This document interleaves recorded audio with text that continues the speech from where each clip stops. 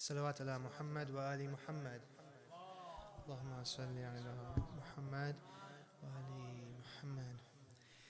بسم الله الرحمن الرحيم. الحمد لله رب العالمين. والصلاة والسلام على أشرف الأنبياء والمرسلين أبي القاسم المصطفى محمد. اللهم صل على محمد وآل محمد وعلى أهل بيته الطيبين الطاهرين المعصومين المظلومين الذين أذهب الله عنهم الرجس وطهرهم تطهيرا. اللهم صل على محمد وآل محمد. ولعنة الله على أعدائهم من الآن إلى قيام يوم الدين. ولا حول ولا قوة إلا بالله العلي العظيم. حسبنا الله نعم الوكيل نعم المولى ونعم النصير. صلوا على محمد وآل محمد. اللهم صل على محمد وآل محمد. So in these subsequent nights, what I would like to do in the beginning is I would like to quickly recap some of the things that I had mentioned in the previous lecture, just so that to serve as a reminder as we move forward in the nights of Ramadan. So I will do this in more of an interactive form. Well, I will ask questions, and I'm expecting the people will be, answering the questions. And if they paid attention the previous night, then it shouldn't be very difficult. Last night we talked about and we recited a verse which introduced the concept of fasting to us the believers.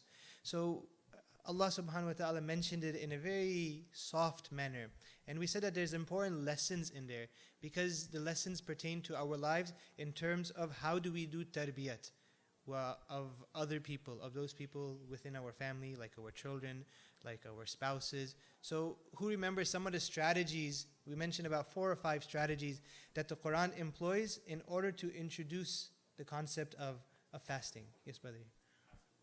Using passive voice. Ahsant. Like for example, the verse came, Kutiba alaykum as-siyam. Written upon you, prescribed upon you is fasting. Instead of saying, I command you to fast, instead of coming from an authority down, it's saying, no, fasting is prescribed upon you. Using a passive voice, not something which is direct and confrontational, rather something which is indirect. Okay. What are some other strategies in what we can use in order to convince other people or to get other people to do good? Does anybody know, even from the sisters, if you can raise your hand? Yes, sister. Very good. So the Quran, when it introduces the concept of fasting, it says that min qablikum, that other nations and other people and other religions were also commanded to fast. It's not only you. Right? When we don't live in a vacuum, this activity of fasting, all of the righteous people, all of the different nations, they had one form or another of fasting. Good. What else? Anybody else know? There were a couple more strategies. What does the verse start off with? Ya ayyuhal ladhina amanu, right? You want to convince your wife to do something, what do?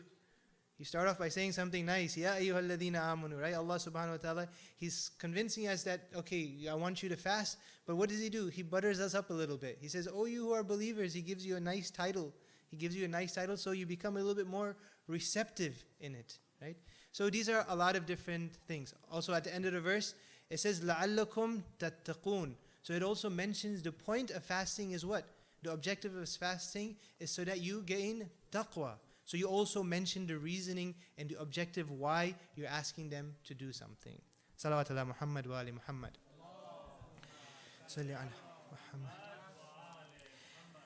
Muhammad. We also mentioned that there was al-hukm al-awwali and hukm al-thanawi. So according to al-hukm al-awwali, the primary principle which is there in Islam, every person is obligated to fast. Once the moon of Ramadan is seen, it's obligatory for everybody who's reaching the age of bulugh to fast.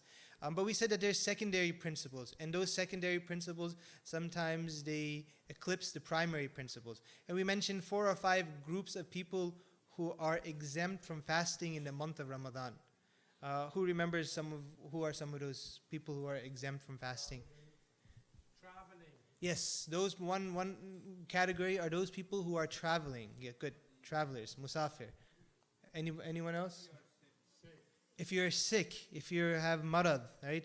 The definition of sick is somebody that we already know is somebody who's in a state of sickness. But also, if somebody is taking medication, if they're taking medication regularly, that also falls under the category of sick. But also, what else falls under the category of sickness is someone who may be able to fast, but if they fast, their recovery is delayed. Then that also falls under the category of sick. Anything else? Is there any other? I am 90 years old. Huh. No, inshallah. They're 90 years young, inshallah. So yes, those people who are aged, those people who have reached a very high age, and for them fasting is very, very difficult. They may be able to do it, but it's going to be very difficult. Those people are also exempt. And what are some other categories? There's a couple more. Bale? Dhul Atash. The person who feels extreme pain. The person who has, not pain, person who feels extreme thirst, who gets thirsty very often and is required to drink water constantly. Yes, that one. And this. And of course, yes, if the women are in a certain time of the month, then yes, they're also exempt. And then there's a couple more. Who remembers from last night? A nursing mother, yes. A mother who's feeding her child, who's giving the child milk, and there's fear that the milk may finish. Then that is also another category. A woman who's pregnant, right? Men don't get pregnant, so that pertains only to sisters. And also there was one more category, and anything which falls under the word yutiqunuhu. What does the word yutiqunuhu mean? I mentioned that yesterday. What does the word yutiqunuhu mean?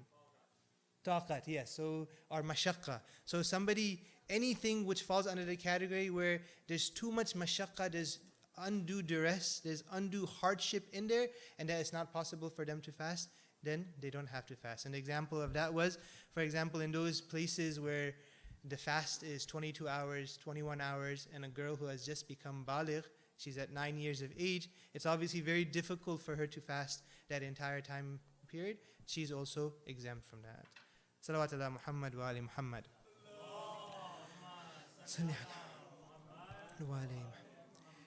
This month of Ramadan, which Allah subhanahu wa ta'ala calls it Riyafatullah, which we are in that divine invitation to Allah subhanahu wa ta'ala, His banquet, it is the best opportunity for us to transform our lives. It is the best opportunity for change in our old habits and to adopt new habits. A lot of times what happens in our life is that we always procrastinate and we delay. We say once we get over this stage, or once this year is ended, or once this month is ended, or once I graduate, we always come up with these moments in our time where we try to procrastinate and we say after this period happens, then we'll start changing ourselves. Then we'll start improving ourselves. So we'll wait till New Year's, right? It's November, so then let's just wait until December finishes. Once January starts, then we'll start making and implementing those new resolutions that we have. However, for us believers, the best time to change ourselves is this month of Ramadan. The best opportunity is the month of Ramadan, where we can change our direction to Allah subhanahu wa ta'ala if we're not facing Allah subhanahu wa ta'ala, if Allah is not the objective in our lives, or if we're facing Allah subhanahu wa ta'ala, but our momentum is slow, our velocity is slow. In this month of Ramadan, we can take advantage of the opportunity to accelerate and move faster and closer to Allah subhanahu wa ta'ala. Last night, we read the verse of the Quran where Allah subhanahu wa ta'ala says the purpose of fasting is to gain taqwa. The purpose of fasting is not redemption, it's not atonement, it's not because we committed sins, so thus we have to fast in order to get rid of those sins, to purge us of those sins. However, the purpose of fasting is that we gain taqwa. We said taqwa means something which safeguards us. The word taqwa comes from the word waqaya or wiqaya, which means asiyana, which means protection. A person is safeguarded.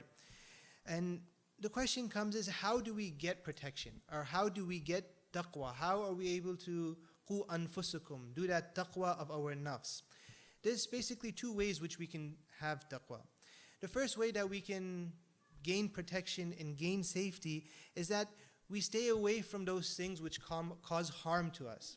For example, if a person is sick and a certain type of food or a certain type of allergy or some type of irritant is detrimental for their health, in order for them to be safe, in order for them to be protected, what they do is they stay away from that thing. So if somebody is, for example, if they're not allowed to eat sugar, they have diabetes, and so they have to stay away and refrain from eating sugary things, then that's one way of maintaining protection. If somebody needs to stay away from salt, if somebody is lactose intolerant, and so they must need to stay away from milk, so that they can be protected, so that they don't become sick. And so what happens is, by them refraining from those things which cause them harm, what are they doing? They're maintaining their health and they're protecting their health. The other way that we can get protection is where we fortify and we strengthen ourselves, so that not only in the face of harm we don't get hurt, but we strengthen ourselves. So for example, if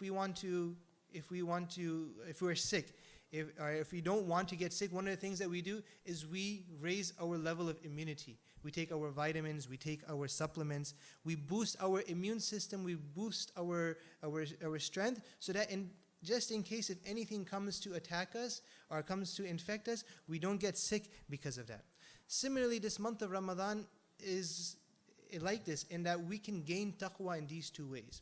The first way that we can gain taqwa is that we came into this month of Ramadan after, almost 11 months of hardship. 11 months we've been depleted of our energies, we've been battered down. Now we came into this month of Ramadan, we're thirsty, we're hungry for that spiritual food, coming to that banquet of Allah subhanahu wa ta'ala. When we enter into this month of Ramadan, we begin to fast. And one of the things that we're supposed to do is we're supposed to stay away from certain things, certain actions that maybe we do before the month of Ramadan. When it is the month of Ramadan, we should definitely stay away from.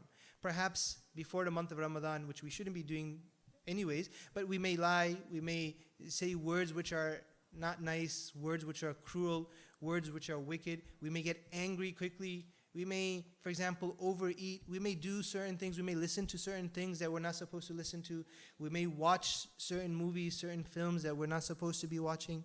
And so the first level of taqwa, how we can gain through fasting, is that we stay away from certain things. Allah subhanahu wa ta'ala, not only does He say stay away from haram things, one of the ways in order to boost our confidence, He says, you want to stay away from haram things? Well, in this month of Ramadan, those things which are halal for you, stay away from those as well. So don't eat, don't drink, stay away from certain activities. And what happens? What are you doing? You're refraining, you're staying away from those things, and in doing so, you're strengthening your nafs. The second thing, how we can gain taqwa, is that when we enter into this month of Ramadan, we're supposed to fortify ourselves. We're supposed to strengthen ourselves.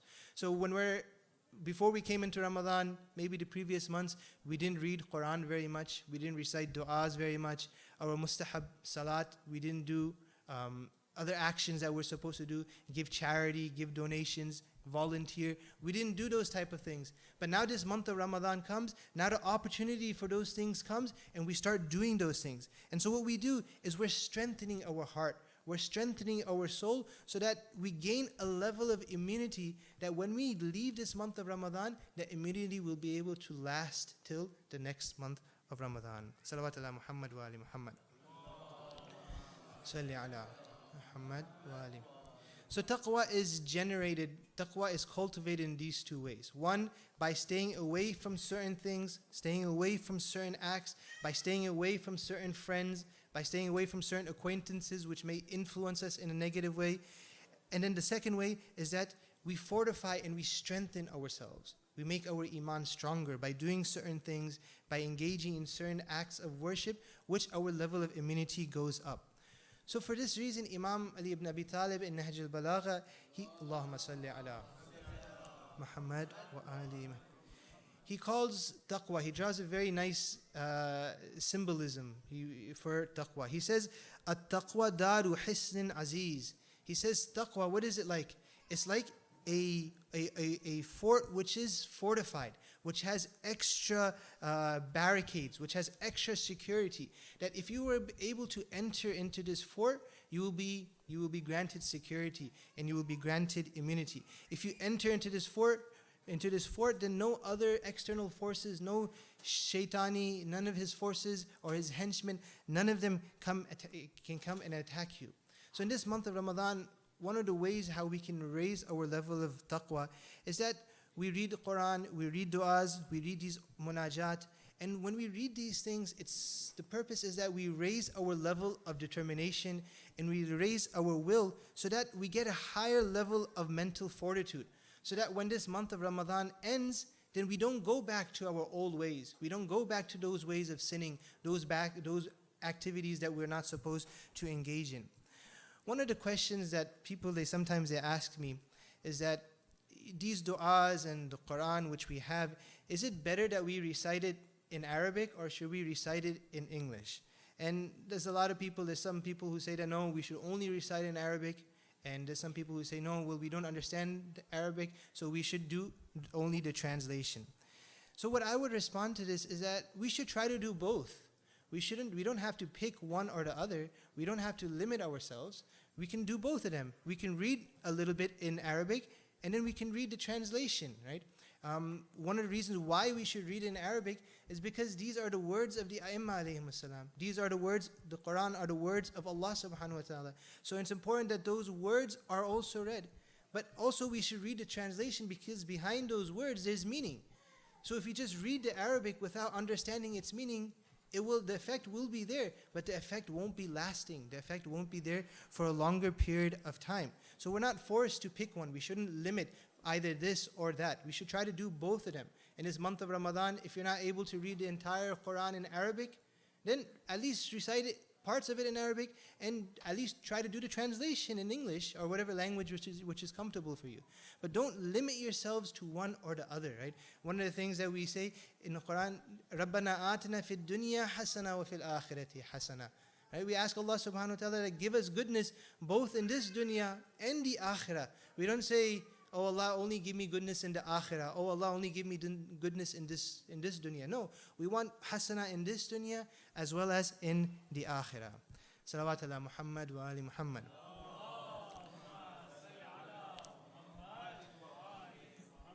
And so it becomes important that when we read those words of the A'imma and understand those words, we should try to get to a deeper level of comprehension. And when we read them and when we ponder over them, what happens is that we reach a higher level of thinking and reflection. And these du'as that we have from the Ahlul Bayt, they're our lifelines. In order for our spiritual health to be fostered, in order for our spiritual health to be maintained, we have to read these du'as and we have to understand these du'as. If we didn't have these du'as of the Ahlul Bayt, we are completely incapacitated and impaired of having any connection with Allah subhanahu wa ta'ala.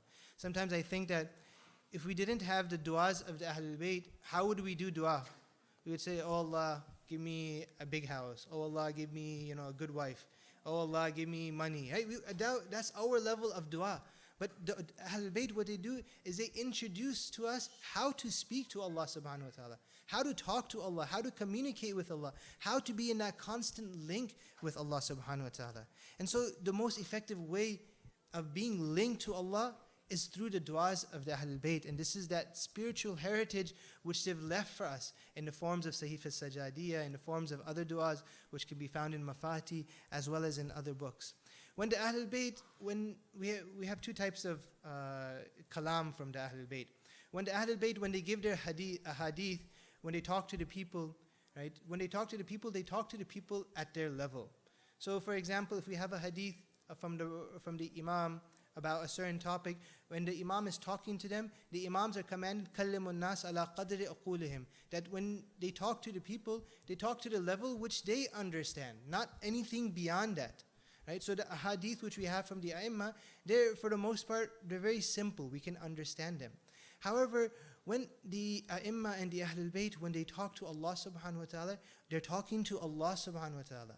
So the content of how they're talking, the content and the information of what they're talking about, it goes up quite a few notches. It goes up and it's much more deep and much more profound. Because they're talking with Allah subhanahu wa ta'ala, they're talking at a much higher level. They're not talking to how they speak to ordinary people.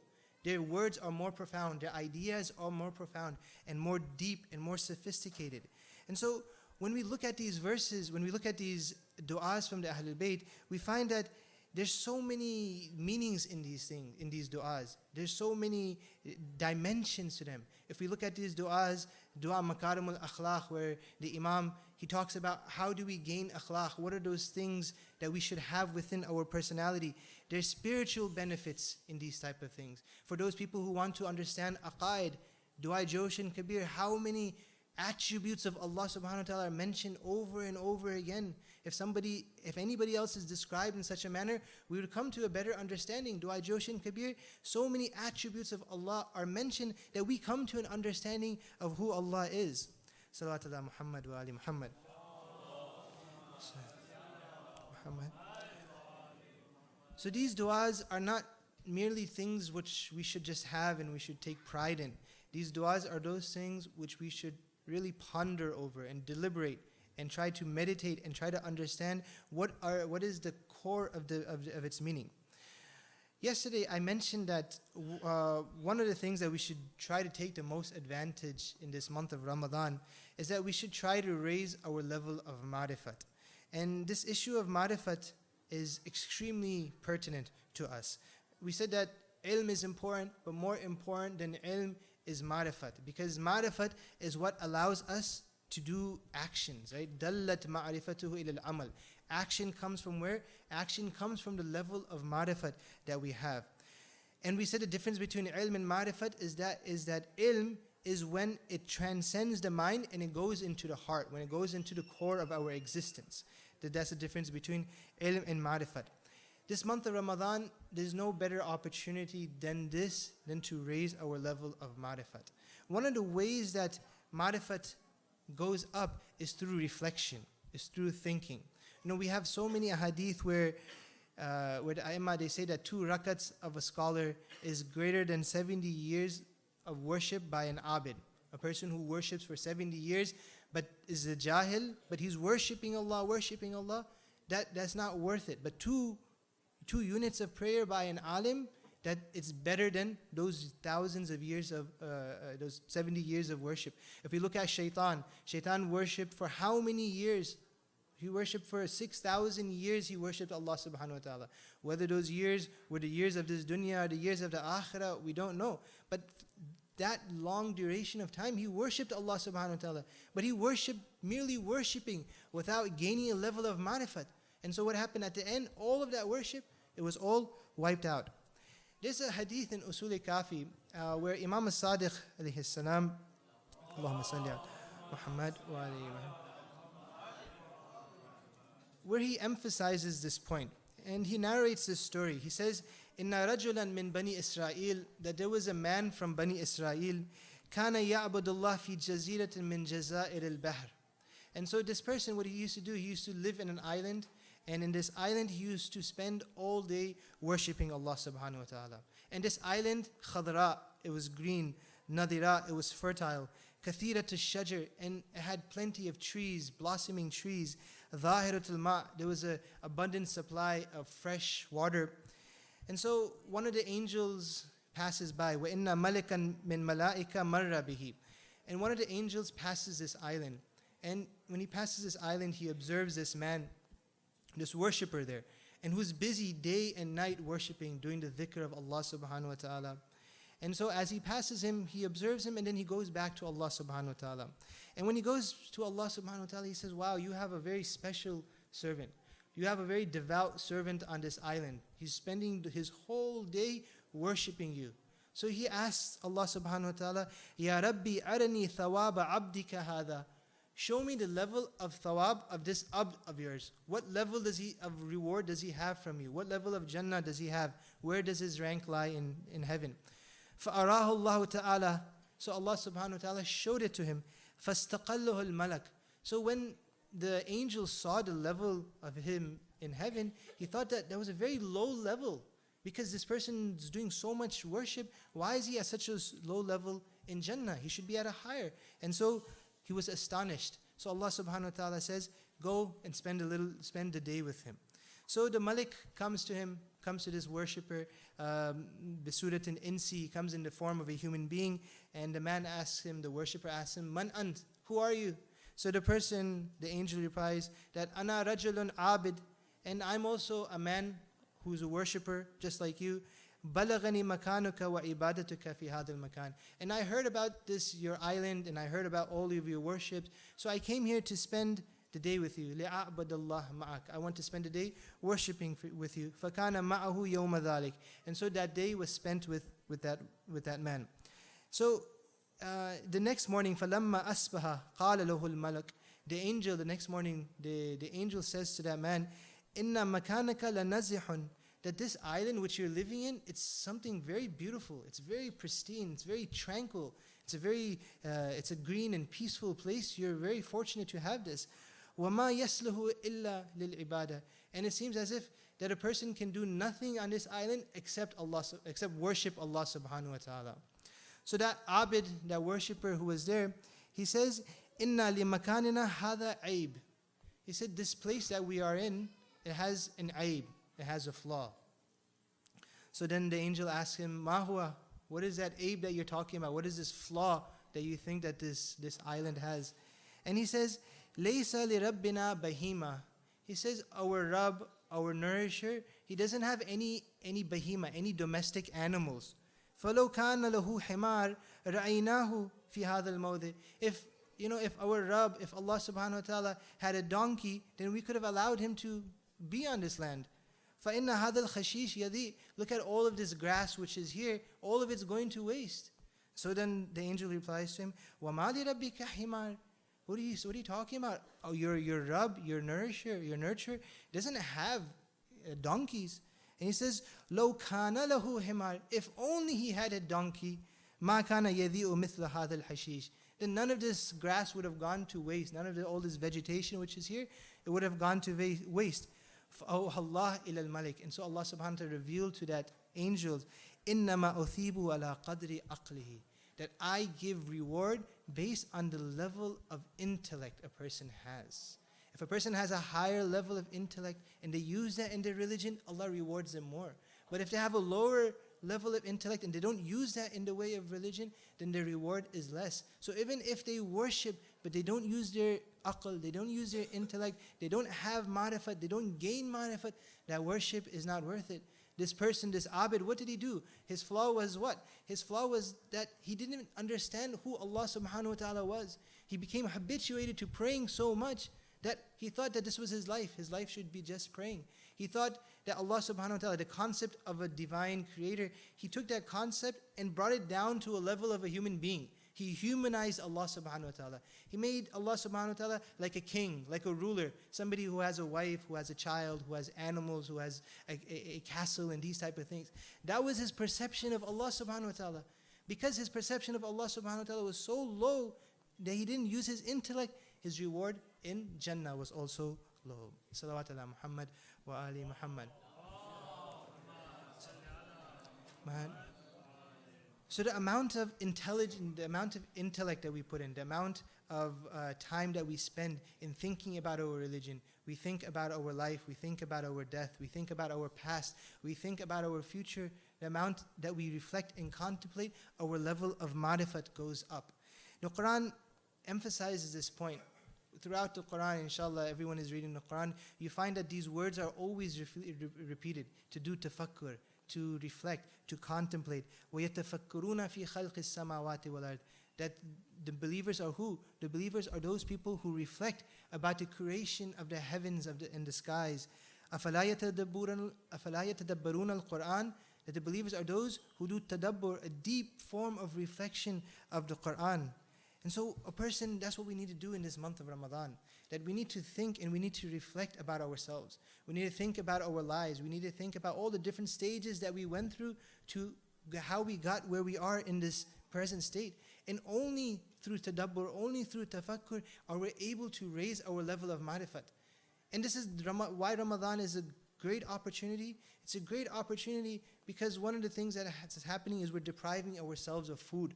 We're depriving ourselves of drink. So what happens is the circulation in our body is much better.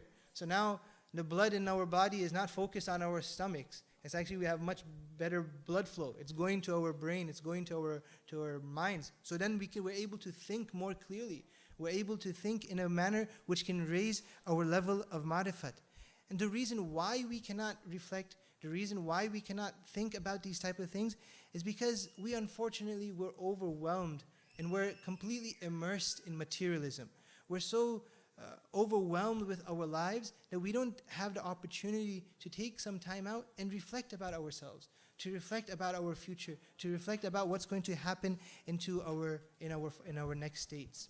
There's a hadith from Imam as-Sadiq where he talks about one of the true Shia and one of the true believers and one of those true followers of the Prophet.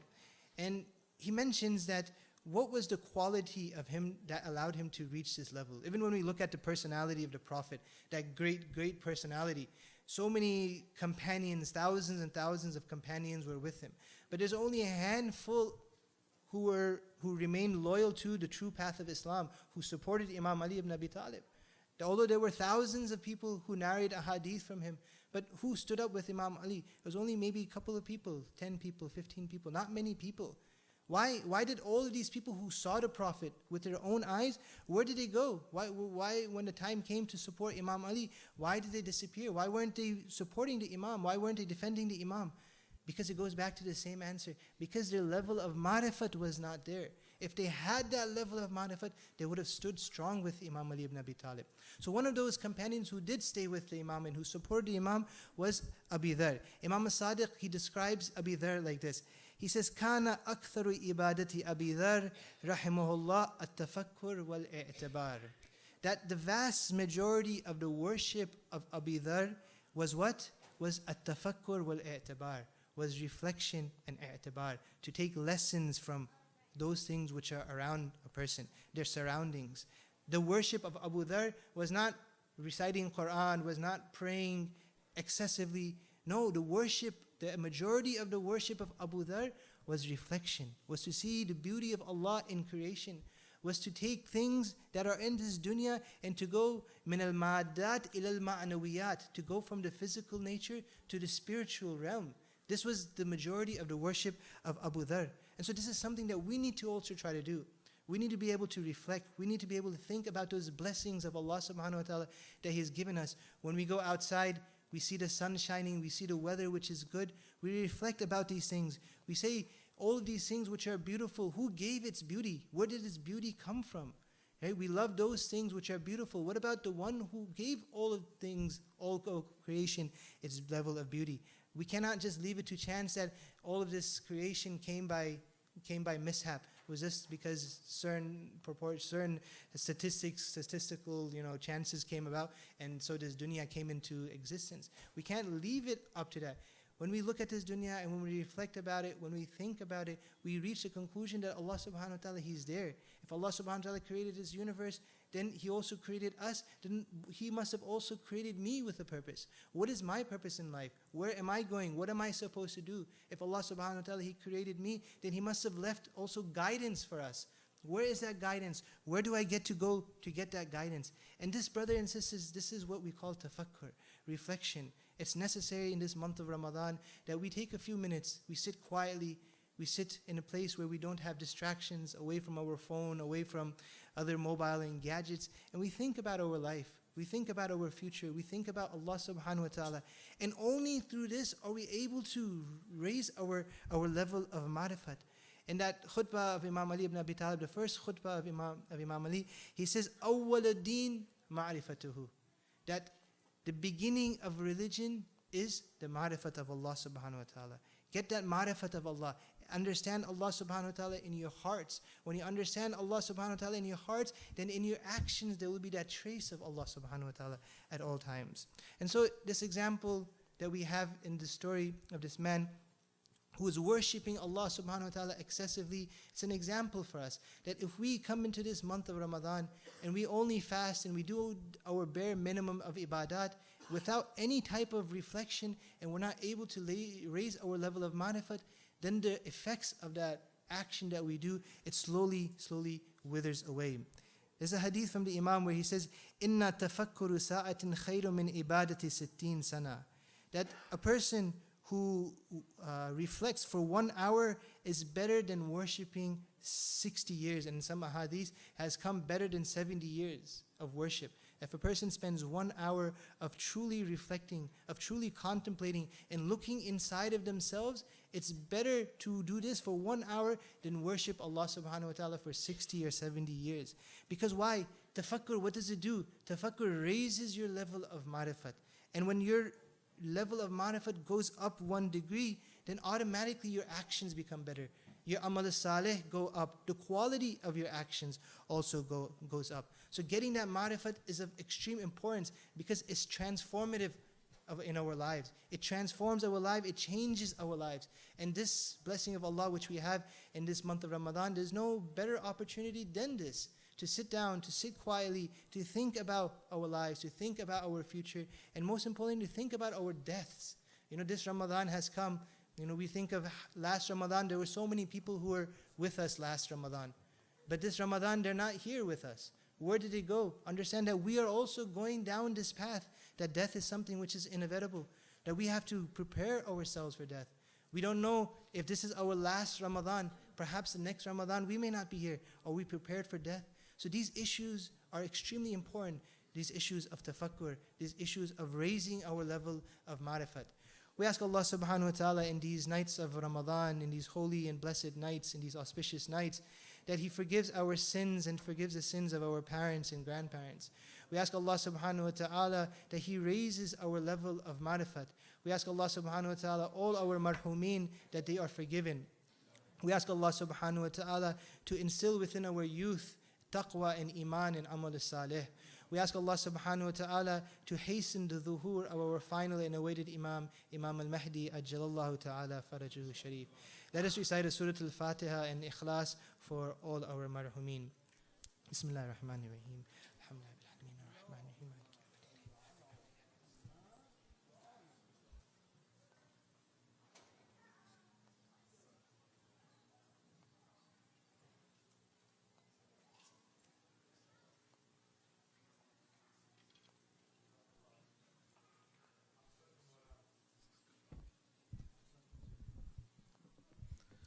Assalamu alaikum rahmatullahi wa barakatuh.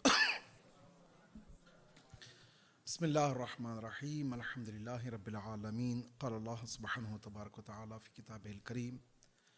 Kutiba alaykum as-siyam kama kutiba ala alladhina min qablikum la'allakum tattaqoon. Sadaqallah wa sadaqa rasuluhu wa sadaqa waliyul kareem. Salawats. Inshallah, few ahkam, brothers and sisters, as we are approaching Maghrib time. May Allah subhanahu wa ta'ala bless us, ma'rifats, and include us among those who fasted the way it should be, inshallah. Last night I mentioned about the intention and niyyah. Today I'm going to elaborate a little bit about the beginning and end of the fasting.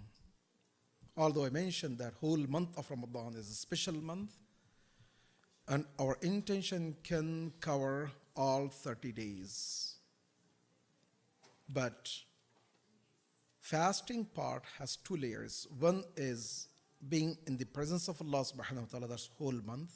Second one is refraining ourselves from certain things, from dawn to dusk. But even after dusk, after we break our fast, still we are going to be considered as a guest of Allah subhanahu wa ta'ala and sa'im, but that sa'im is not the same as we are in the state of refraining from certain things like eating and drinking.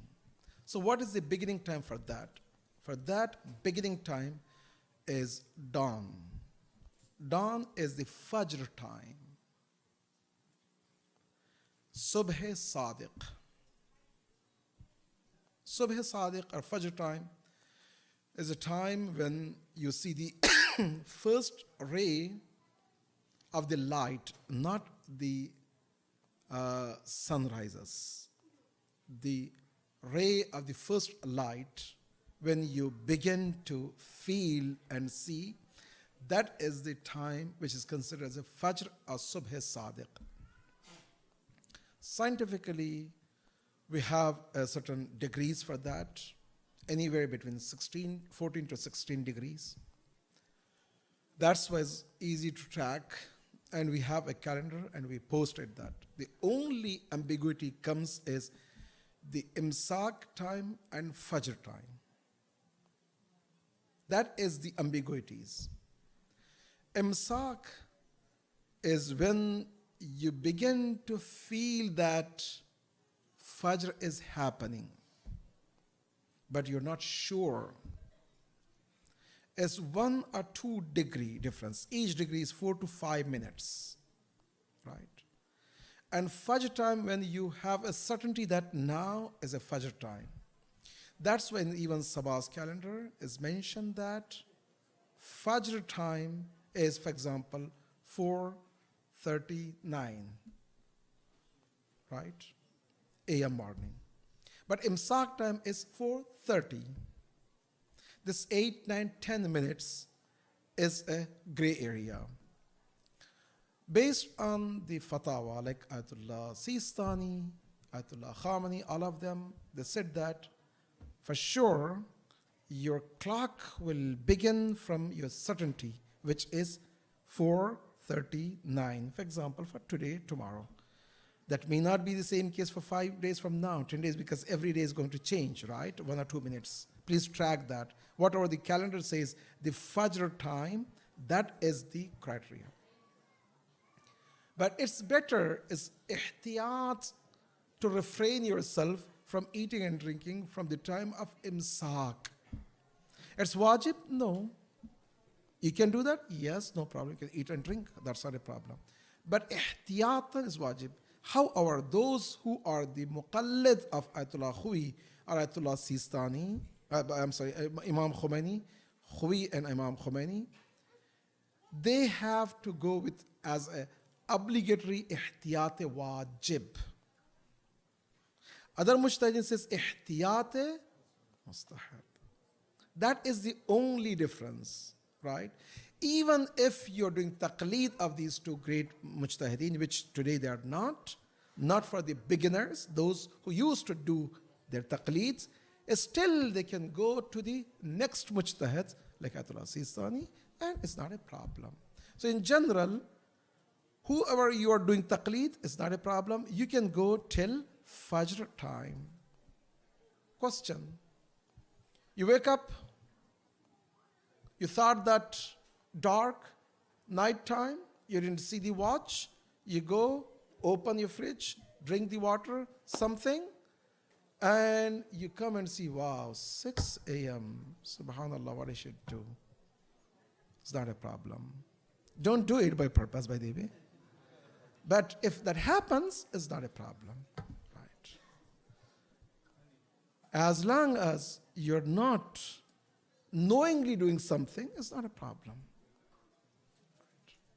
But that doesn't mean that you practice all the time to wake up 1 hour and grab the something and drink and eat. No, that's not the message. However, it's okay to, if you are in that position, it's okay, as long as you have a certainty, right?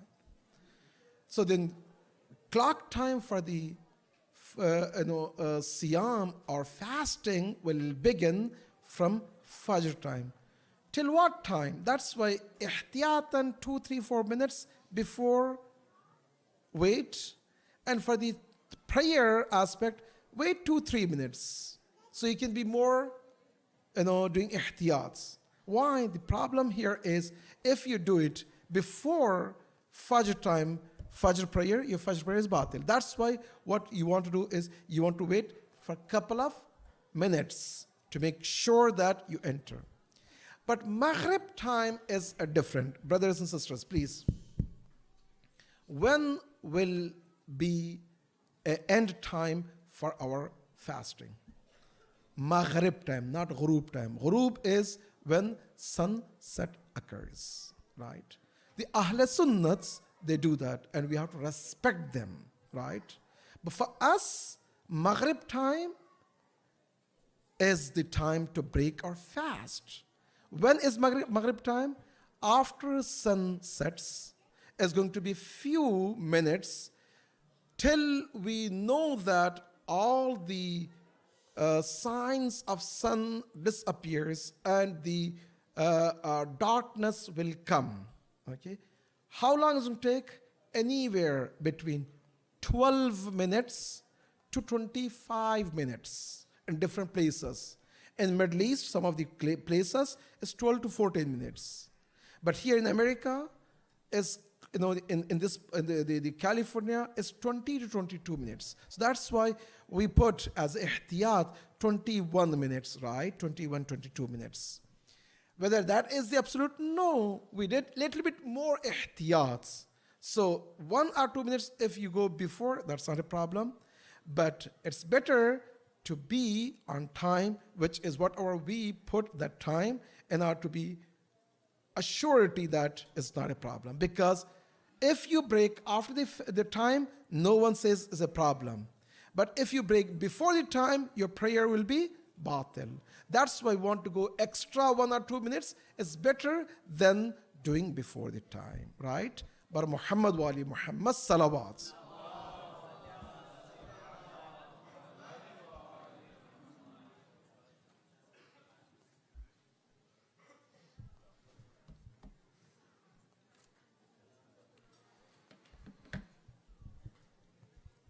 Thank you, Sayyid Hussein Razavi, and thank you, Maulana Abadi, for those inspiring words. Inshallah, for those who came late, you do get a chance, inshallah, to hopefully you do get a chance to come earlier, inshallah, and get the entire speech. Alhamdulillah, it's a great topic, and inshallah we'll continue as the nights move on. So to go over the schedule for the first half of the month, we start at 6:30 p.m. with the recitation of the Holy Quran. At 7:30, the lecture by Sayyid Hussein Razavi begins. At the same time is the children's program in the ladies' Farsi hall. So if you do have a child between the ages of 5 and 11, 5 and 12, please do take your children there. That children's program only occurs during the time of the lecture. So if you do have a child there now, please go ahead and go and retrieve them. At the same time, there's also babysitting for children between the ages of 2 and 5 in the babysitting room. That also occurs during the lecture time from 7:30 to 8:20. And at 8:20 is the salat. So inshallah, we will be starting that here in just a few minutes. After the salat, 8:45 is iftar and dinner. And at 9:45, we will begin with dua iftitah. On a night-to-night basis, we are looking for the sponsorship for the food. I know a lot of families, sponsor at home for friends and family. This is a place to sponsor as well. This is a place to come, and you're able to sponsor for partial nights if you're not able to sponsor for the entire night. So please do come forward, speak to myself, any of the other OMC members, Operations and Management Committee members, or the Board of Trustee members. Let us know. There's also a sign-up sheet that will be outside if you'd like to sign up for sponsorship. There's also a volunteering sign-up, please, here at up in the front in the men's room on the sheet of paper there. We do need help with the cleanup, inshallah, after the program. And also, as the month of Ramadan goes on, we have an initiative here, and we appreciate all the donations that people do. The one-time donations help, but really what we want to build is a culture of a membership where people sign up and donate a certain amount that we can count on as recurring donations so that we know how we can budget the programs and expenses ahead. So please do come forward and sign up for a membership, inshallah, for either yourself as an individual or for your family. And with that, inshallah, we'll continue on with the program with the loud Sallu ala Muhammad wa ali Muhammad.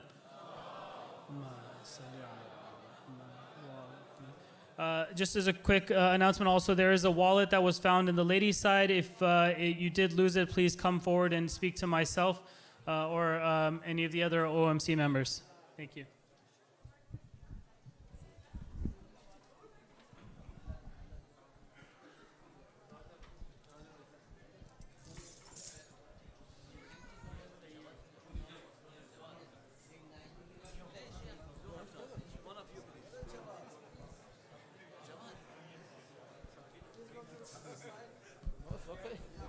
إن الله وملائكته يصلون على النبي يا أيها الذين آمنوا صلوا عليه وسلموا تسليما.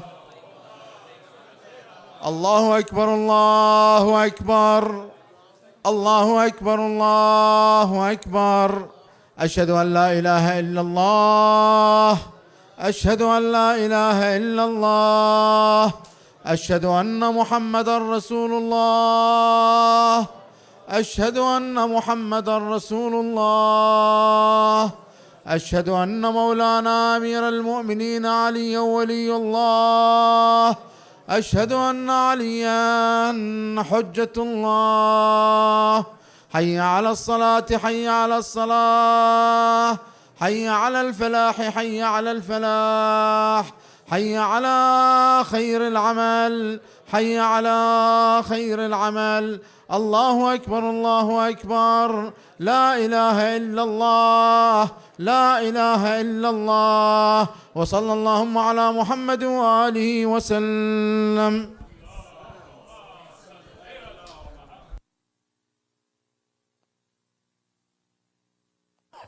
أستغفر الله ربي وأتوب إليه.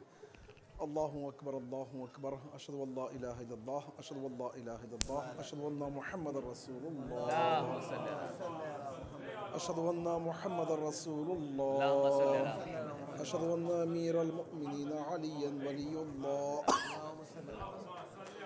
أشهد أن أمير المؤمنين عليا حجة الله. حي على الصلاة حي على الصلاة حي على الفلاح حي على الفلاح حي على خير العمل حي على خير العمل. قد قامت الصلاة قد قامت الصلاة. الله أكبر الله أكبر. لا إله إلا الله. يا محسن اغفر لعبدك العصر فوز الله بصير بالعباد. الله أكبر. بسم الله الرحمن الرحيم. الحمد لله رب العالمين الرحمن الرحيم مالك يوم الدين. إياك نعبد وإياك نستعين. اهدنا الصراط المستقيم صراط الذين أنعمت عليهم غير المغضوب عليهم ولا الضالين. بسم الله الرحمن الرحيم. والعصر إن الإنسان لفي خسر إلا الذين آمنوا وعملوا الصالحات وتواصوا بالحق وتواصوا بالصبر. الله أكبر. سبحان ربي العظيم وبحمده. رب صل على محمد وآل محمد. سمع الله لمن حمده. الله أكبر. سبحان ربي الأعلى وبحمده. رب صل على محمد وآل محمد. الله أكبر. أستغفر الله ربي وأتوب إليه. الله أكبر. سبحان ربي الأعلى وبحمده. رب صل على محمد وآل محمد. الله أكبر. بحول الله على قوته يقوم وقعد. بسم الله الرحمن الرحيم. الحمد لله رب العالمين الرحمن الرحيم مالك يوم الدين. إياك نعبد وإياك نستعين. اهدنا الصراط المستقيم صراط الذين أنعمت عليهم غير المغضوب عليهم ولا الضالين. بسم الله الرحمن الرحيم. قل هو الله أحد الله الصمد لم يلد ولم يولد ولم يكن له كفوا أحد. الله أكبر. اللهم صل على محمد وآل محمد. ربنا أفرغ علينا صبرا وثبت أقدامنا وانصرنا على القوم الكافرين. اللهم صل على صاحب الزمان واجعلنا من أعوانه وانصاره. الله أكبر. سبحان ربي العظيم وبحمده. رب صل على محمد وآل محمد. سمع الله لمن حمده. الله أكبر. سبحان ربي الأعلى وبحمده. رب صل على محمد وآل محمد. الله أكبر أستغفر الله ربي وأتوب إليه الله أكبر سبحان ربي الأعلى وبحمده رب صل على محمد وآل محمد الله أكبر الحمد لله كما هو أهله أشهد أن لا إله إلا الله وحده لا شريك له وأشهد أن محمدا عبده ورسوله اللهم صل على محمد وآل محمد وتقبل شفاعته في أمته ورفع درجته وقرب وسيلته بحول الله تعالى قوته يقوم ويقعد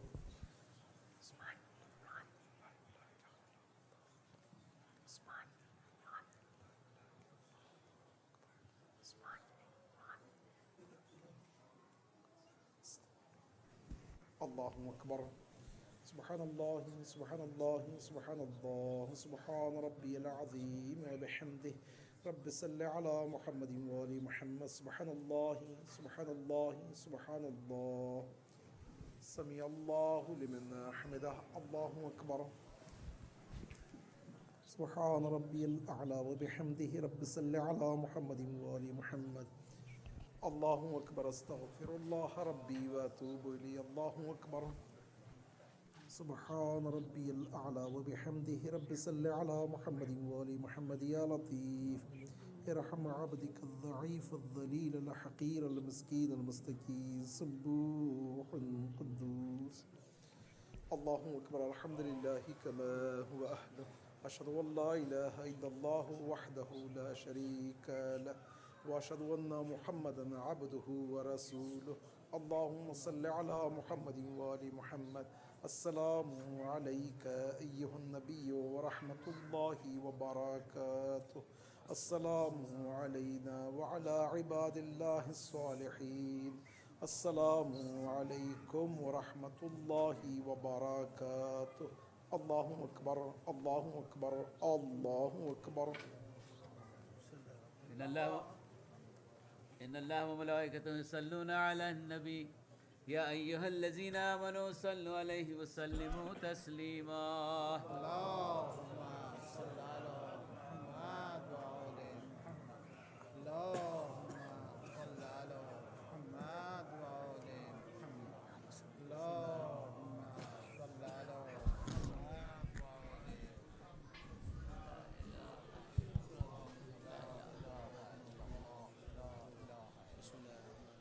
بسم الله الرحمن الرحيم يا علي يا عظيم يا غفور يا رحيم أنت الرب العظيم الذي ليس كمثله شيء وهو السميع البصير وهذا شهر نظمته وكرمته وشرفته وفضلته على الشهور وهو الشهر الذي فرضت صيامه عليه وهو الشهر رمضان الذي أنزلت فيه القرآن هدى للناس وبينات من الهدى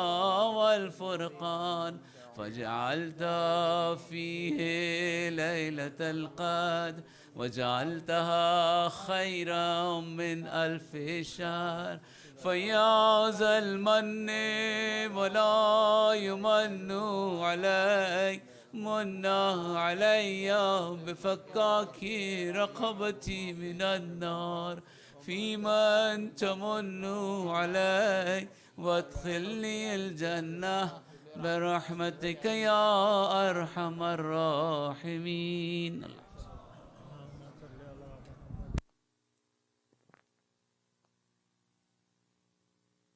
استغفر الله ربي واتوب اليه اللهم اكبر اللهم اكبر اشهد ان لا اله الا الله اشهد ان لا اله الا الله اشهد ان محمد رسول الله اشهد ان محمد رسول الله اشهد ان امير المؤمنين عليا ولي الله اشهد ان امير المؤمنين عليا حجة الله حي على الصلاة حي على الصلاة حي على الفلاح حي على الفلاح حي على خير العمل حي على خير العمل قد قامت الصلاة قد قامت الصلاة الله أكبر الله أكبر لا إله إلا الله يا محسن قد تاكل استغفر لعبدك العاصي فاز الله بصير بالعباد الله أكبر بسم الله الرحمن الرحيم الحمد لله رب العالمين الرحمن الرحيم مالك يوم الدين إياك نعبد وإياك نستعين اهدنا الصراط المستقيم صراط الذين أنعمت عليهم غير المغضوب عليهم ولا الضالين بسم الله الرحمن الرحيم والعصر إن الإنسان لفي خسر إلا الذين آمنوا وعملوا الصالحات وتواصوا بالحق وتواصوا بالصبر الله أكبر سبحان الله سبحان الله سبحان الله سبحان ربي العظيم وبحمده رب صل على محمد وآل محمد سمع الله لمن حمده الله أكبر سبحان ربي الأعلى وبحمده رب صل على محمد وآل محمد الله أكبر استغفر الله ربي وأتوب إليه الله أكبر سبحان ربي الأعلى وبحمده رب صل على محمد وآل محمد الله أكبر وبحول الله تعالى قوته أقوم وأقعد بسم الله الرحمن الرحيم الحمد لله رب العالمين الرحمن الرحيم مالك يوم الدين إياك نعبد وإياك نستعين اهدنا الصراط المستقيم صراط الذين أنعمت عليهم غير المغضوب عليهم ولا الضالين بسم الله الرحمن الرحيم قل هو الله أحد الله الصمد لم يلد ولم يولد ولم يكن له كفوا أحد الله أكبر اللهم صل على محمد وآل محمد ربنا آتنا في الدنيا حسنة وفي الآخرة حسنة وقنا عذاب النار اللهم صل على صاحب الزمان اجعلنا من أعوانه وانصاره الله أكبر سبحان ربي العظيم وبحمده رب صل على محمد وآل محمد سمع الله لمن حمده الله أكبر سبحان ربي الأعلى وبحمده رب صل على محمد وآل محمد الله أكبر استغفر الله ربي وأتوب إليه الله أكبر سبحان ربي الأعلى وبحمده رب صل على محمد وآل محمد الله أكبر الحمد لله كما هو أهله أشهد أن لا إله إلا الله وحده لا شريك له وأشهد أن محمدا عبده ورسوله اللهم صل على محمد وآل محمد وتقبل شفاعته في أمته ورفع درجته وقرب وسيلته بحول الله تعالى قوته يقوم ويقعد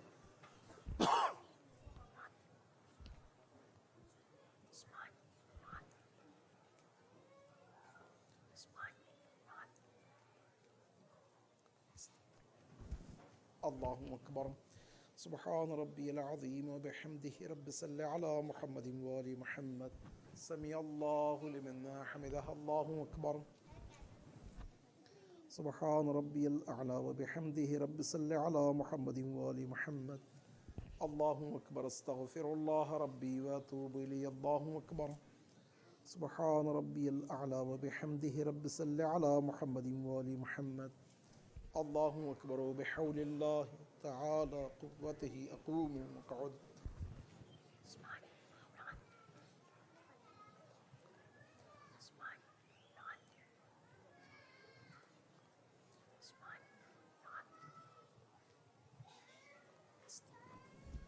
الله أكبر سبحان ربي العظيم وبحمده رب صل على محمد وآل محمد سمع الله لمن حمده الله أكبر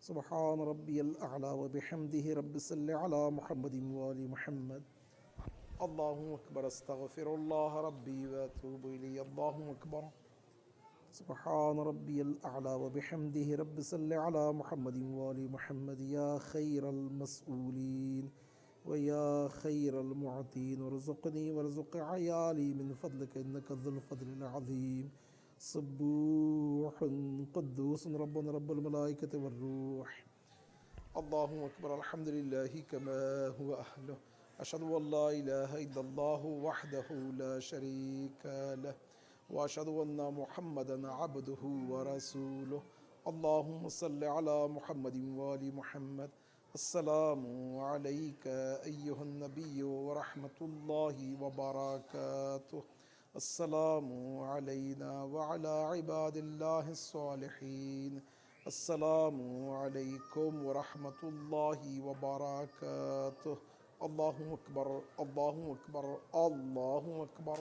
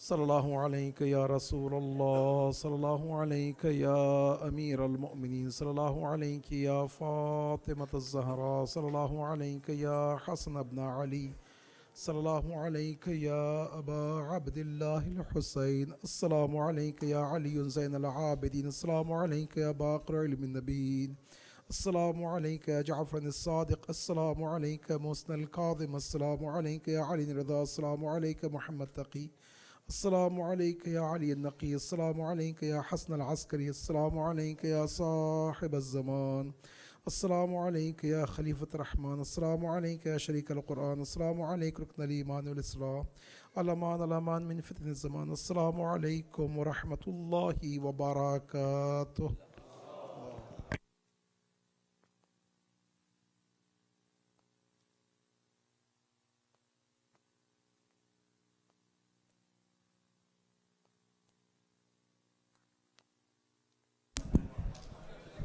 So inshallah we're gonna serve both spicy and non-spicy food tonight. Brothers, sisters, we have both spicy and non-spicy. Non-spicy is near the wall and the spicy is near the curtain. Thank you. You found the watch? And there is a watch, men's, right? There is a watch found. Please come. There is a men's watch, yes. There is a men's watch found. So please come see Brother Muzaffar in the men's hall. Thank you.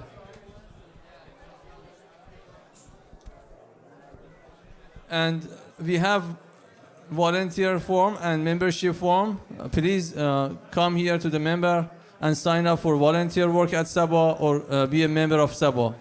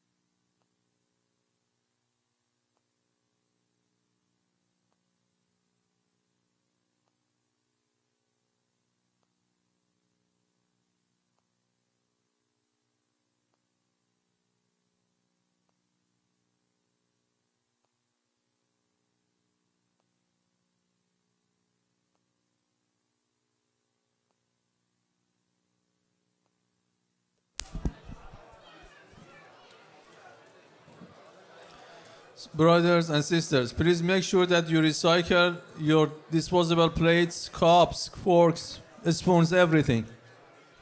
We have a table at the back for both men and ladies. Please make sure that you recycle all your disposable plates, cups, and everything. Thank you.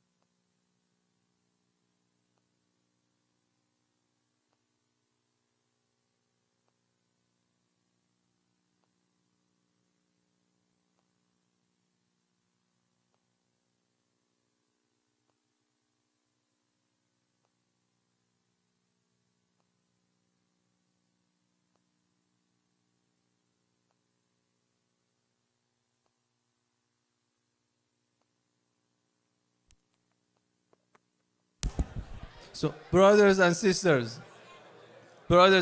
please make sure that you recycle your utensils at the back for both ladies and men.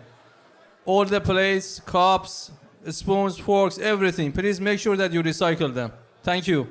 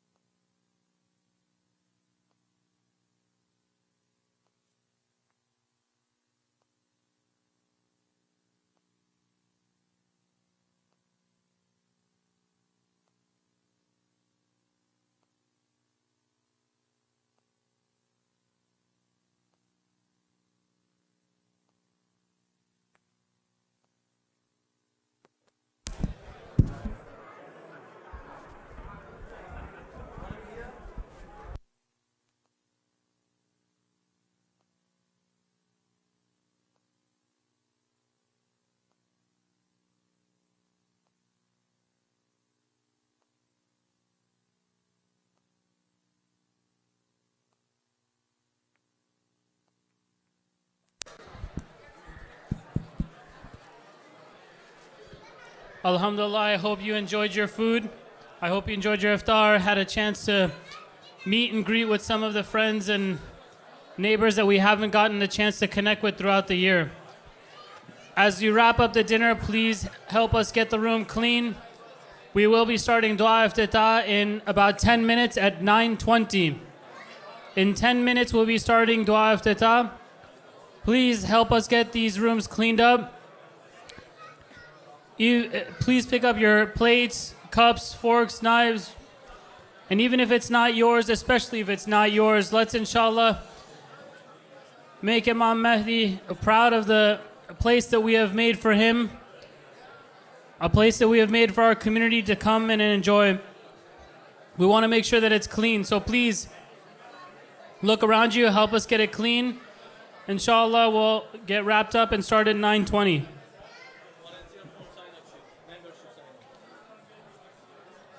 We are also looking for volunteers to help throughout the month of Ramadan.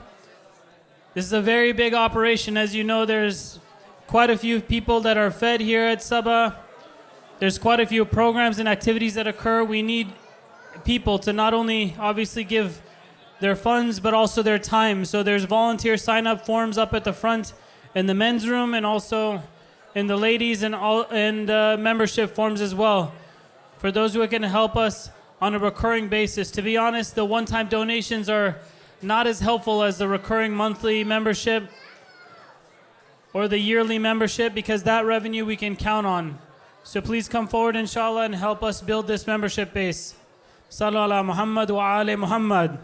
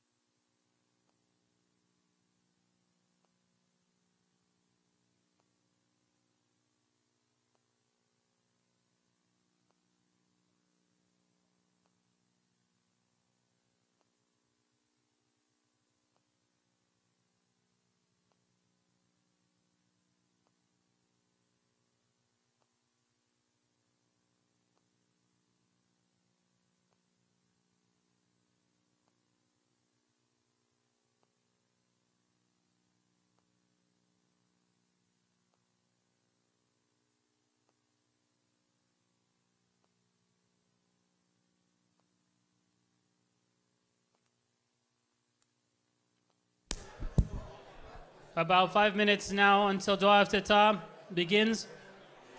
Please do look around. I still see some plates and items and utensils on the tables and on the floor and in the back as well. And also there is some help that we need in the kitchen, also on the ladies' side. So please do help us out. I understand you may be in the depths of a very interesting conversation, but inshallah we'd like to have a conversation with Allah, with Dua Iftitah. So we want to get this hall wrapped up and cleaned so that the community can inshallah enjoy and benefit from the dua. So please, let's pull ourselves out of the conversations. Let's pull ourselves out of what we're doing. Look around, help us get this hall cleaned up. We do need help in the kitchen for those who are able to spend a few minutes helping to clean some of the dishes. As you know, this is a volunteer-run operation, so if there are no volunteers, there's no operation, unfortunately. So please do come step forward and help, and we'll get started in just a few minutes.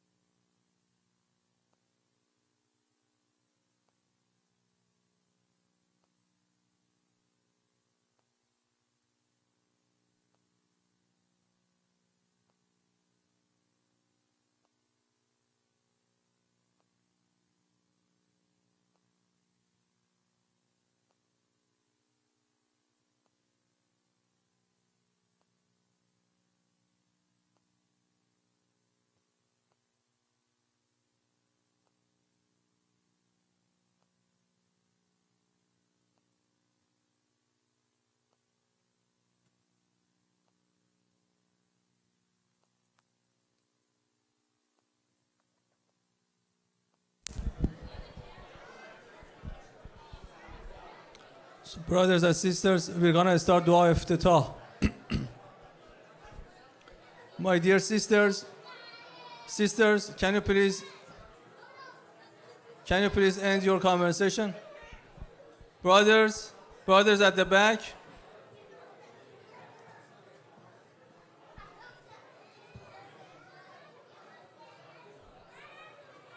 Brothers, are you ready?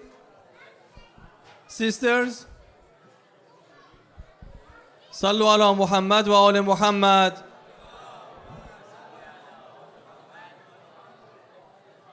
Sallu ala Muhammad wa ala Muhammad.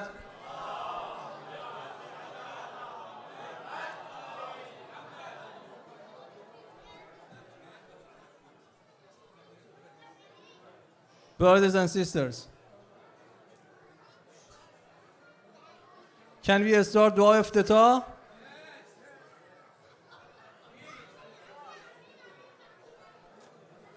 Brothers and sisters, Sallu ala Muhammad wa ala Muhammad.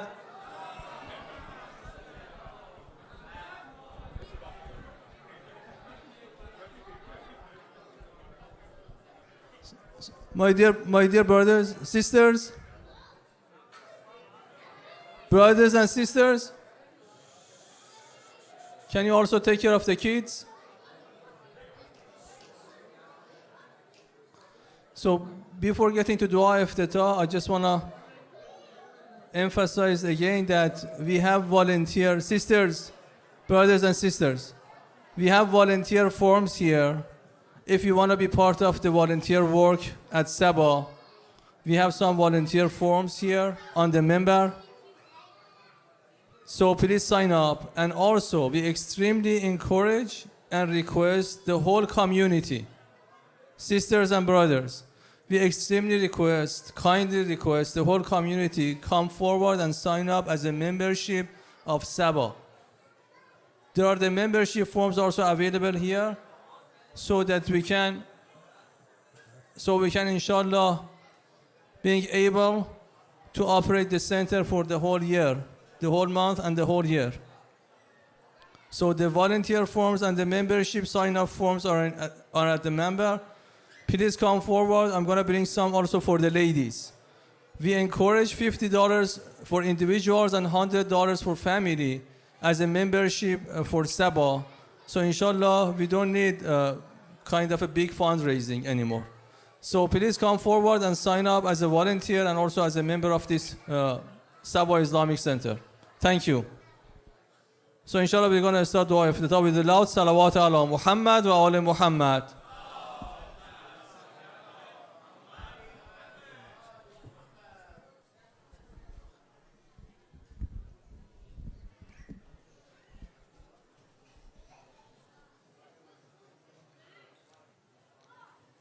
اللهم صل على محمد وآل محمد.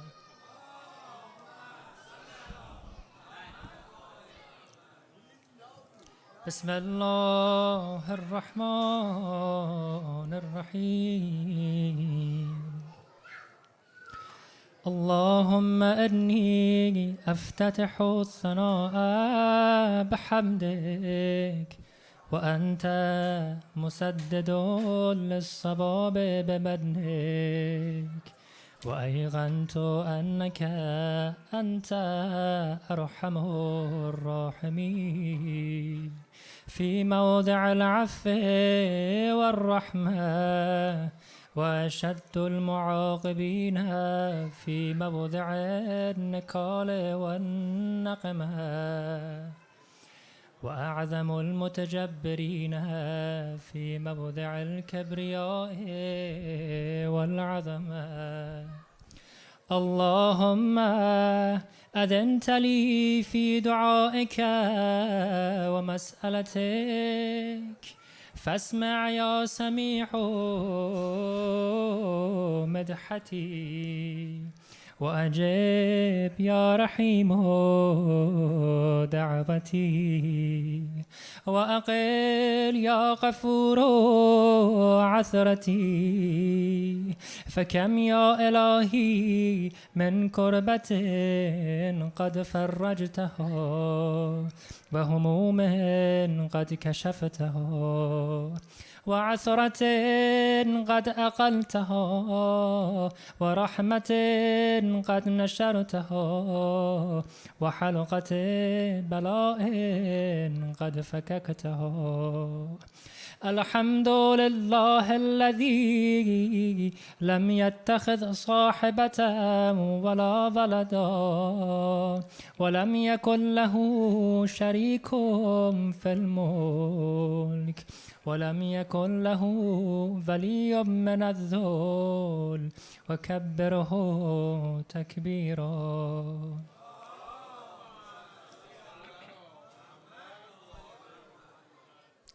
الحمد لله بجميع محامده كلها، على جميع نعمه كلها. الحمد لله الذي لا مضاد له في ملكه، ولا منازع له في أمره. الحمد لله الذي لا شريك له في خلقه، ولا شبيه له في عظمته. الحمد لله الفاشي في الخلق أمره وحمده، الظاهر بالكرم مجده، الباسط بالجود يداه، الذي تنقص خزائنه ولا تزيده كثرة العطاء إلا جودا وكرما، إنه هو العزيز الوهاب. اللهم إني أسألك قليلا من كثير، مع حاجة بي إليه عظيمة، وغناك عنه قديم، وهو عندي كثير، وهو عليك سهل يسير. اللهم إن عفوك عن ذنبي، وتجاوزك عن خطيئتي، وصفحك عن ظلمي، وسترك على قبيح عملي، وحلمك عن كثير جرمي، عندما كان من خطائي وعمدي أتمعني في أن أسألك ما لا أستوجبه منك. الذي رزقتني من رحمتك وأريتني من قدرتك وعرفتني من إجابتك فصرت أدعوك آمنا وأسألك مستأنسا لا خائفا ولا وجلا مدلا عليك فيما قصدت فيه إليك فإن أبت عني عتبت بجهلي عليك ولعل الذي أبتع عني هو خير لي لعلمك بعاقبة الأمور فلم أر مولا كريما أصبر على عبد لئيم منك علي يا رب إنك تدعوني فأولي عنك وتتحبب إلي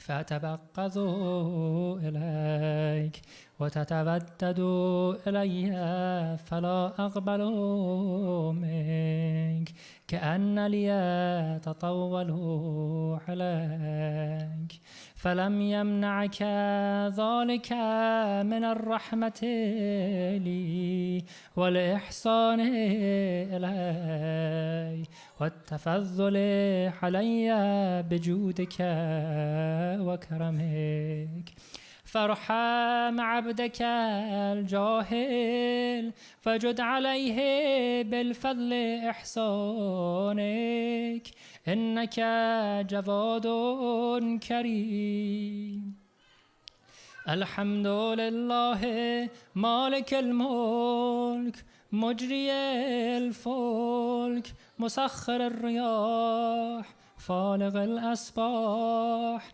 ديان الدين رب العالمين الحمد لله على حلمه بعد علمه والحمد لله على عفوه بعد قدرته والحمد لله على طول أناته في غضبه وهو قادر على ما يريد الحمد لله خالق الخلق باسط الرزق فالق الإصباح ذا الجلال والإكرام والفضل والإنعام الذي بعد فلا يرى وقرب فشهد النجوى تبارك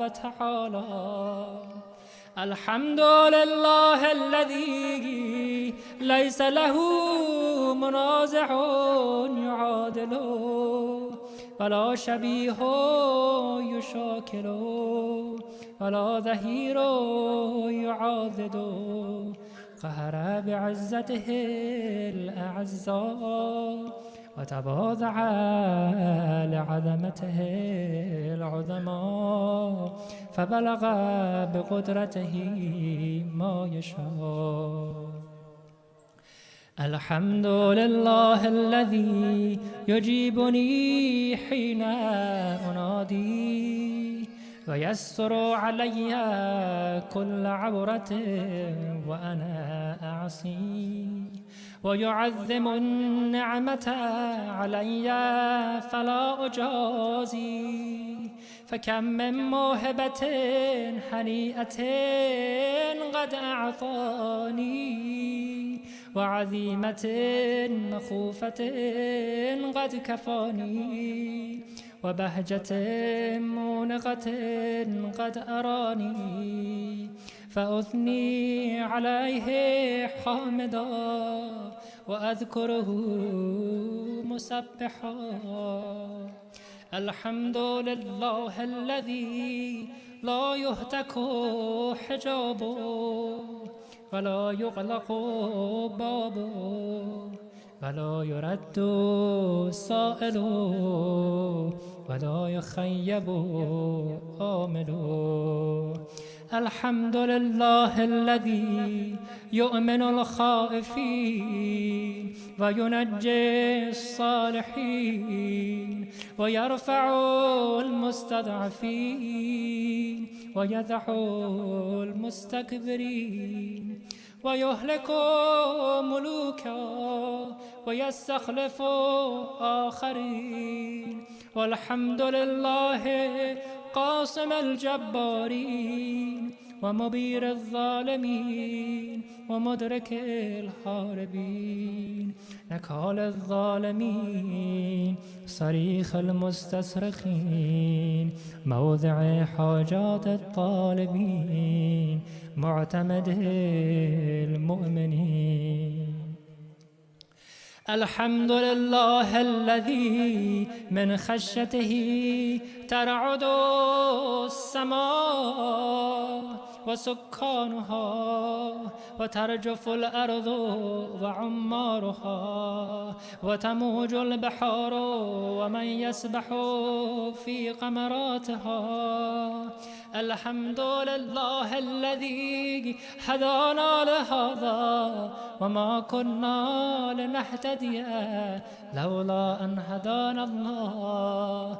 الحمد لله الذي يخلق ولم يخلق ويرزق ولا يرزق فيطعم ولا يطعم فيميت الأحياء ويحيي الموتى وهو حي لا يموت بيده الخير وهو على كل شيء قدير. اللهم صل على محمد عبدك ورسولك وأمينك وصفيك وحبيبك وخيرتك من خلقك وحافظ سرك وبلغ رسالاتك أفضل وأحسن وأجمل وأكمل وأزكى وأنمى وأطيب وأطهر وأسنى وأكثر ما صليت وباركت وترحمت وتحننت وسلمت على أحد من عبادك وأنبيائك ورسلك وصفتك وأهل كرامة عليك من خلقك. اللهم وصل على علي عمير المؤمنين وصي رسول رب العالمين عبدك ووليك وأخي رسولك وحجتك على خلقك وآيتك الكبرى والنبأ العظيم.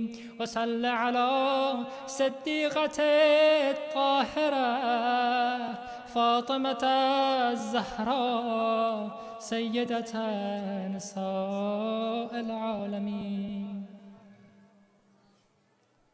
وصل على سبطي الرحمة وإمام الهدى الحسن والحسين سيدا شباب أهل الجنة. وصل على أئمة المسلمين علي بن الحسين ومحمد بن علي وجعفر بن محمد وموسى بن جعفر وعلي بن موسى ومحمد بن علي وعلي بن محمد والحسن بن علي والخلف الهادي المهدي حججك على عبادك وأمنائك في بلادك صلاة كثيرة دائمة. اللهم وصل على ولي أمرك القائم المؤمل والعدل المنتظر، وحفه بملائكة المقربين، وأيده بروح القدس يا رب العالمين. اللهم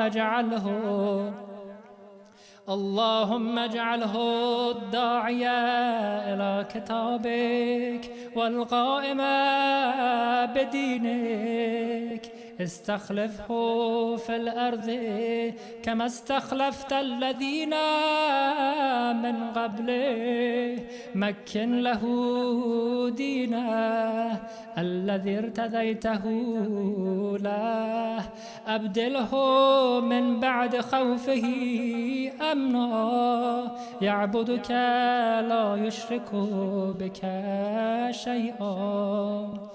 اللهم أعزه وأعزز به، وانصره وانتصر به، وانصره نصرا عزيزا، وافتح له فتحا يسيرا، واجعل له من لدنك سلطانا نصيرا.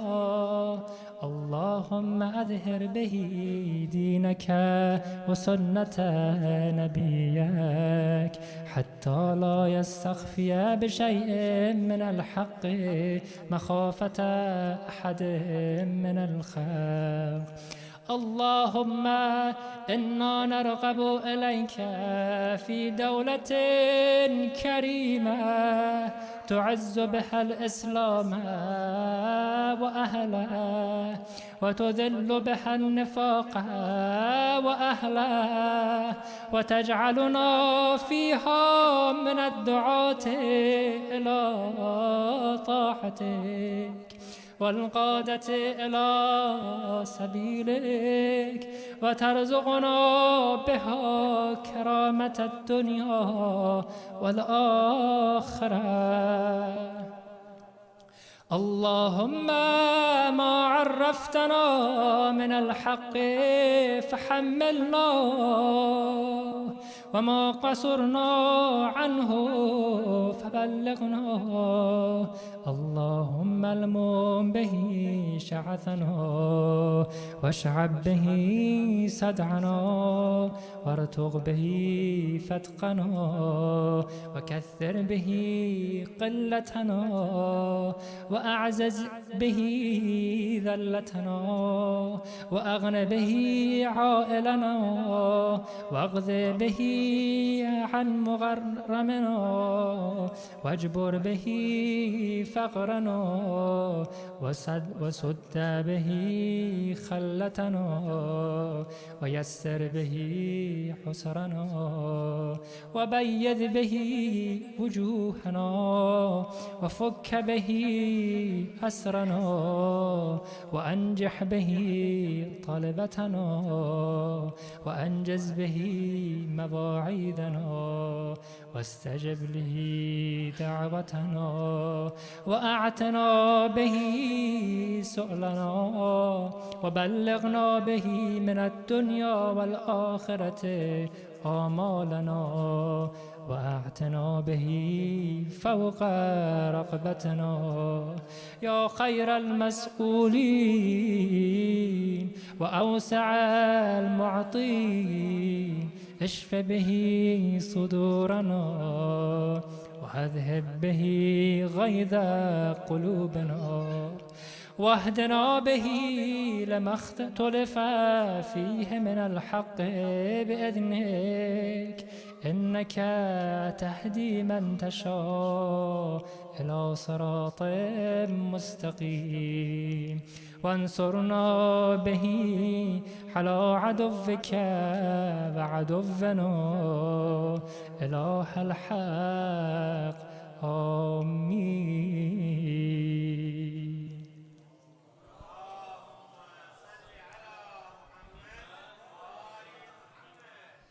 اللهم إنا نشكو إليك فقد نبينا صلواتك عليه وآله، وغيبة ولينا إمامنا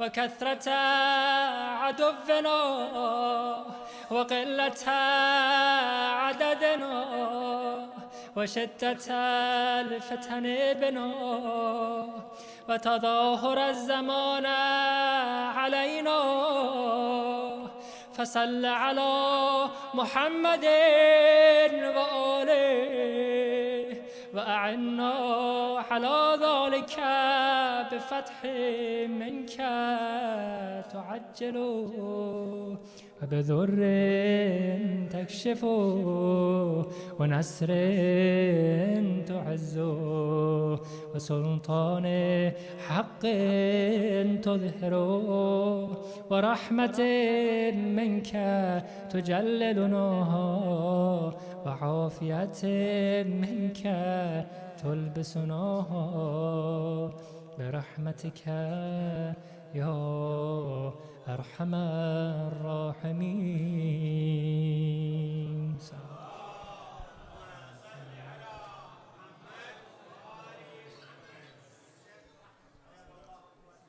اللهم برحمتك في الصالحين فأدخلنا وفي عليين فارفعنا وبكأس من معين من عين سلسبيل فاسقنا ومن حور العين برحمتك فزوجنا ومن الولدان المخلدين كأنهم لؤلؤ مكنون فأخدمنا ومن ثمار الجنة ولحوم الطير فأطعمنا ومن ثياب السندس والحرير واستبرق فألبسنا وليلة القدر وحج بيتك الحرام وقتلى في سبيلك